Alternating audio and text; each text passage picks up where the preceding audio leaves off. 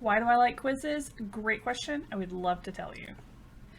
So most of the time when you're trying to generate leads for your business, you do it by giving away something of value in exchange for an email address.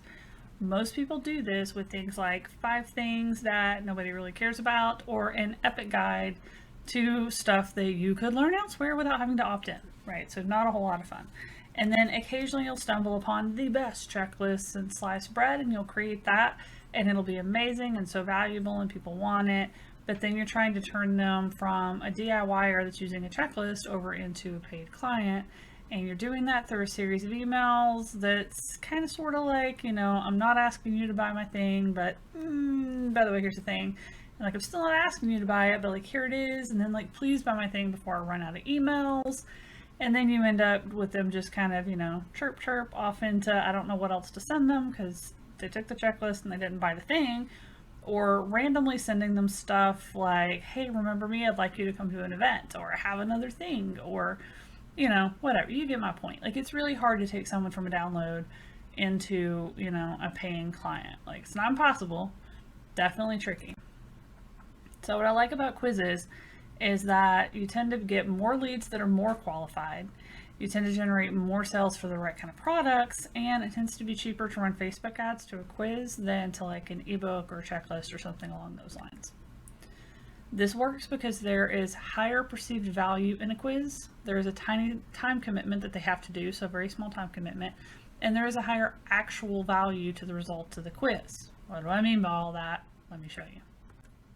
So when we're talking about a higher perceived value, it's the perception of the result, right? So you have a person who has a problem, who is looking for a solution, and they're pretty sure that your thing is going to give it to them. And they're looking at this checklist or a guide, and they're like, cool, maybe I could use that. And then they look at a quiz, and they're like, oh, well, if I answer a couple of questions, I'm going to get advice that's tailored for me, for like my specific situation, and you're going to actually tell me exactly what I need to do. Well, of course that has a higher perceived value, right? Like if you were looking at the two, you would think the same thing. Which is why you can get a higher click-through rate on ads and why you can spend less money on ads, because you have a higher perceived value with a quiz than you do with something like a checklist or an ebook. Now you have a small time commitment to complete a quiz, meaning somebody's going to spend at least like 3-4 minutes in most cases working on completing a quiz. And it depends. Like there are some quizzes that are 50-60 questions long. They're massive. They take like 15 minutes. There are some quizzes, which is more typical, that are like, 7, 10, 12 questions long and only take a couple minutes to complete.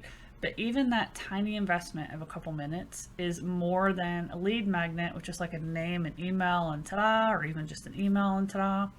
So that extra little bit of commitment, every single question you ask is a chance for someone to drop off and not complete the quiz, which means that the ones who do stay on and complete the quiz are a higher quality of leads.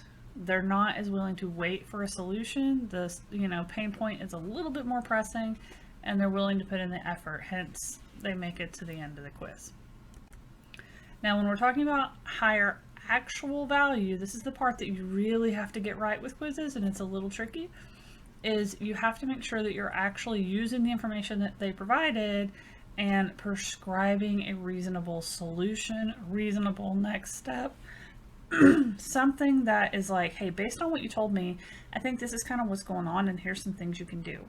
So you're actually giving advice, you're actually prescribing right there on the page, and then like making a recommendation on like, hey, I know you might need a little bit more help with that, and that's okay. I have that available for you.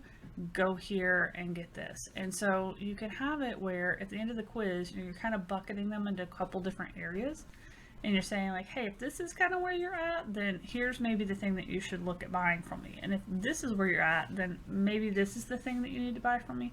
So you can make like better recommendations.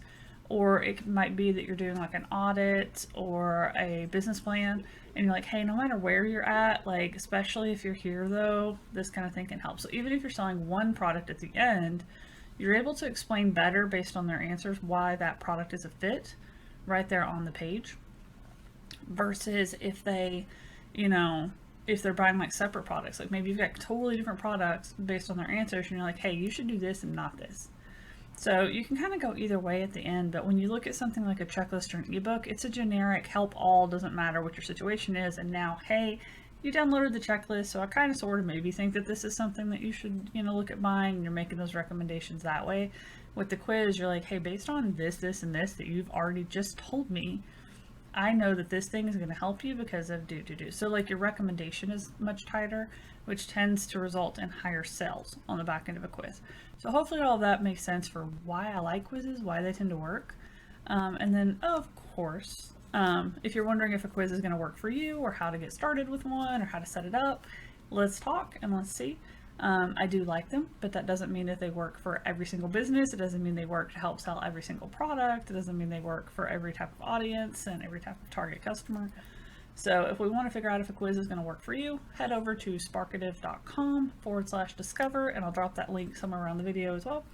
And let's just see if a quiz makes sense for you. So until next time, bye. Bye. My hand's in the wrong place.